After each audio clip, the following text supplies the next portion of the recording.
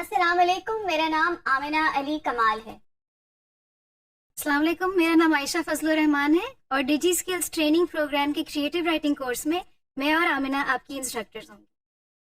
मैं थोड़ा सा अपने बारे में आपको बता दूं इससे पहले कि आप कोर्स हम शुरू करें और उसकी बातें करें।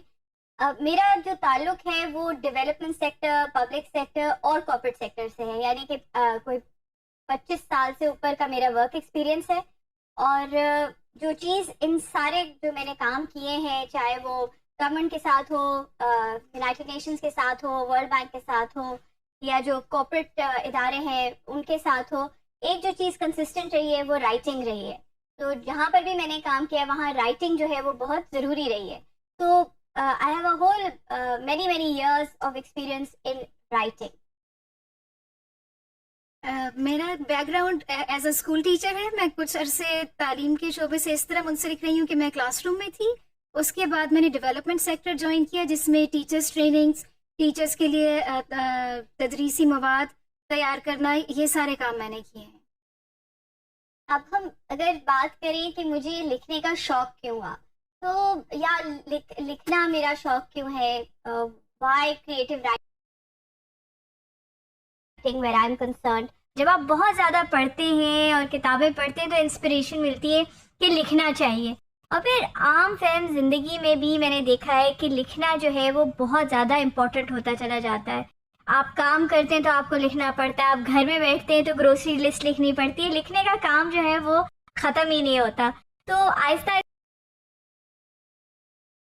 जब लिखने की बारी आई तो मज़ा आने लगा। लफ्ज़ को लफ्ज़ के साथ जोड़ के जो एक जिद्दत आती है, क्रिएटिविटी बनती है, उसमें मज़ा आने लगा। तो बहुत मैंने जो है मुख्तलिफ़ चीज़ें लिखी हैं काम के लिए। चूँकि यूएन के साथ वाबस्ता थी तो बहुत सारी राइटिंग उसमें इन्वॉल्व थी, रिपोर्ट्स भी थी।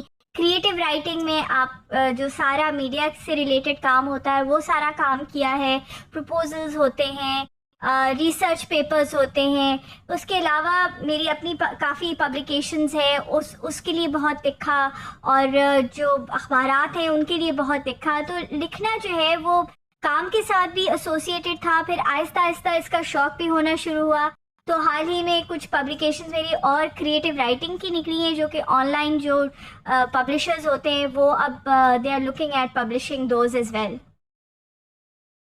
This may sound a little cliched, लेकिन मुझे लिखने का बचपन से शौक था। मैं 12 साल की थी जब मेरी नज़म पहली बार अखबार में शाये हुई थी, और वो अखबार अब नहीं एग्जिस्ट करता। उसका नाम था मुस्लिम। उसके बाद मैंने एक्सप्रेस ट्रिब्यून के लिए आर्टिकल्स लिखे, और इसके अलावा डॉन और पल्स ग्लोबल में भी मेरा लिखा हुआ शाये हुआ है। कुछ मेरे ब्लॉग्स जो हैं वो अर्थन फाउंडेशन वाले एक इंडियन एनजीओ के लिए मैंने लिखे हैं। तो लिखने का मुझे शौक है क्योंकि मैं थोड़ी सी इंट्रोवर्ट थी, तो मेरे वालिद भी लिखने का शौक रखते थे। उन्होंने मुझे पुराने ज़माने के उस वाले टाइपराइटर पे जो जिस पे ज़ोर ज़ोर से टाइप करना पड़ता है उसके ऊपर टाइपिंग सिखाई थी, इसी जहन से कि मैं बड़े होकर राइटर बनूंगी। मैंने टीचिंग को भी रखा, लेकिन ये के साथ साथ मेरा लिखने का भी इंटरेस्ट था, इसीलिए मैं कोर्सेज डेवलप करती थी और बच्चों को पढ़ाने के लिए कंटेंट मैं खुद तैयार करती थी, और उसके बाद टीचर्स की ट्रेनिंग के लिए भी कंटेंट तैयार करने में मुझे उतना ही मजा आता। आयशा, जब हम लिखने की बात करते हैं तो हम दोनों को मेरा ख्याल में एक्सपीरियंस भी है, शौक भी है, कुछ काम भी रहा है इसमें। तो क्रिएटिव राइटिंग जो एक हमें लगता है कि क्यों ज़रूरी है आजकल के ज़माने में, या हमारे लिए काम में क्यों ज़रूरी था, तो आई थिंक कि विदाउट सेइंग लिखना मेरे ख्याल में अब तो इतना नॉर्म हो गया है। और क्रिएटिव राइटिंग जो है वो नॉर्मल राइटिंग या और चीज़ों से इसलिए मुख्तलिफ होती जा रही है क्योंकि जैसे जैसे हम प्रोग्रेस कर रहे हैं वहाँ एंटरटेनमेंट वैल्यू समहाउ राइटिंग में ज़रूरी होती जा रही है। What do you feel about that? देखिए, राइटिंग में ये है कि जैसे किसी और चीज़ में फैशन करना है, आपने कपड़े सेलेक्ट करने हैं या कुछ, उसमें बड़ी स्कोप है, उसमें बड़ी रेंज है जो आप अपने आप को एक्सप्रेस कर सकते हैं। जैसे आपने कहा, फनी राइटिंग हो सकती है, सीरियस राइटिंग हो सकती है, कोई बहुत फिलोसॉफिकल टॉपिक के ऊपर आप लिख सकते हैं। तो इसलिए आई थिंक उसमें इंटरेस्टिंग ये है कि हर शख्स अपने आप को एक्सप्रेस कर सकता है और अपने इंटरेस्ट की चीज़ में जो है वो अपनी जगह बना सकता है, क्योंकि उसमें हर किस्म की राइटिंग मौजूद है। जैसे फनी हो गई, या सीरियस हो गई, या कोई टेक्निकल हो गई, किसी मेडिकल के शोबे से रिलेटेड या इंजीनियरिंग से। I think that's what's exciting about writing. आपने कहा कि आपको ना बचपन से शौक था राइटिंग का। मेरे ख्याल में मेरा बचपन से नहीं था, बड़ी डांट के मार के जो है ना मेरी राइटिंग स्किल्स मुझे दी गई थी। हाँ। बट एक चीज जो हमें बड़े होते हुए जो मुझे हमेशा कही ना, कॉइन योर ओन फ्रेजेस, मतलब जो चीजें बनी हुई हैं उनमें हाँ। जिद्दत लाओ, उसमें बिल्कुल। क्रिएटिविटी लाओ। तो अगर हम बहुत सारे अल्फाज को क्रिएटिवली इस्तेमाल